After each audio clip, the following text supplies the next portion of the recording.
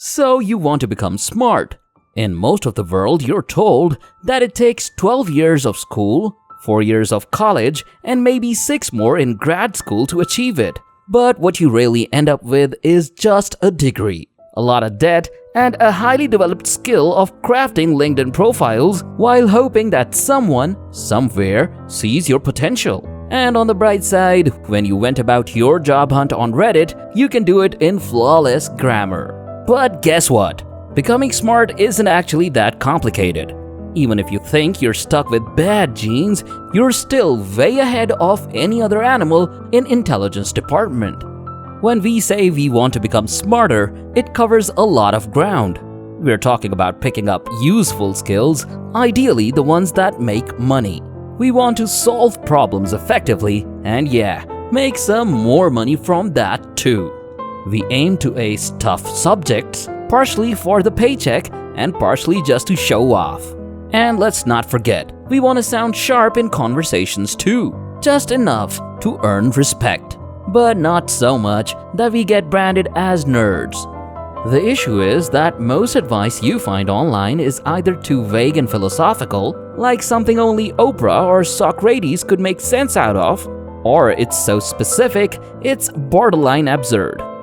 You'll get suggestions like, eat more blueberries, they are brain food, drink black coffee, exercise, sleep more, take IQ tests, or listen to classical music.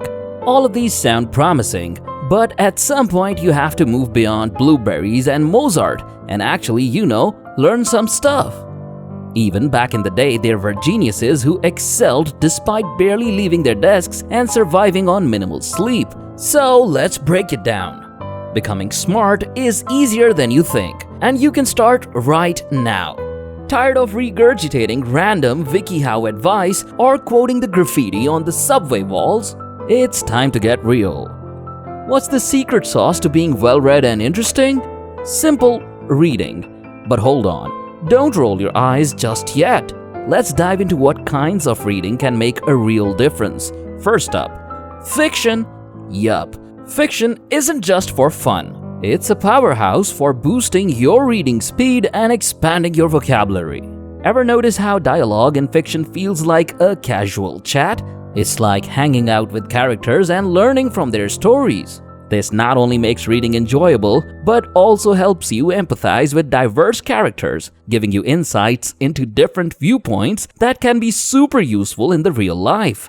Now let's talk non-fiction. This is your treasure trove for fascinating facts and cool knowledge that can make you the most interesting person in the room. Imagine you've just read about ancient civilizations. Suddenly, you're the go-to person for all things history, effortlessly dropping intriguing tidbits about how societies evolved. But here's the trick. Don't be that person who always says, "well, actually," and turns every chat into a lecture. Instead, try something like, I came across this interesting fact the other day. For instance, did you know that humans and chimpanzees evolved alongside each other, not directly from each other? Fascinating, right? This way, you share what you know without making others feel silly, and people are more likely to appreciate and learn from what you're sharing. That's a win-win. So how do you find these awesome books? It's simple. You don't have to stick to the same 5 bestsellers everyone's been talking about. Just think of a topic that you are curious about. Say, cleaning. Now go to Google, type in books about cleaning, and voila! You have a list. You might find something like The Life-Changing Magic of Tidying Up by Marie Kondo, or something more niche. And books can cost money, but there are tons of ways to get them for free. Try your local library, borrow them from friends, or even check out free ebooks online. So there you have it. Read fiction for empathy and vocabulary, and non-fiction for knowledge, and share what you learn without sounding like a know-it-all. Go, explore, learn, and be that person who's smart and down to earth. Now that you have the book, you'll discover that it's not just a treasure trove of interesting facts to spice up your conversations, but also a guide to acquiring many useful skills. Before diving into learning any new skill, here are 2 essential insights. Practice is the key. Without regular practice, your brain won't recognize the skill as valuable and is likely to forget it. The 80-20 principle. You only need to grasp about 20% of the information to achieve 80% mastery in most skills. Ever wondered why simply reading or watching isn't enough to master a skill? You can't learn how to bake a cake by just reading the recipe. You learn by reading and actually baking the cake. The same principle applies to everything. Reading about woodworking won't make you a carpenter unless you pick up the tools and start crafting. For example, if you're learning to play the guitar, reading chords just isn't enough. You should grab a guitar and start strumming. It doesn't have to be a masterpiece, just practice. Read, practice. Remember, by doing this, you'll cement the knowledge in your brain. You'll never forget it. But what if you can't practice immediately? Like, say you're studying a map on hiking and you're not on a hike right now. Here's where the imagination comes in. Imagine yourself on that hike. Picture the trail, the scenery, and navigating through it in your mind. By vividly imagining the experience, you prepare your brain to apply the knowledge when you're out there. It helps you remember better.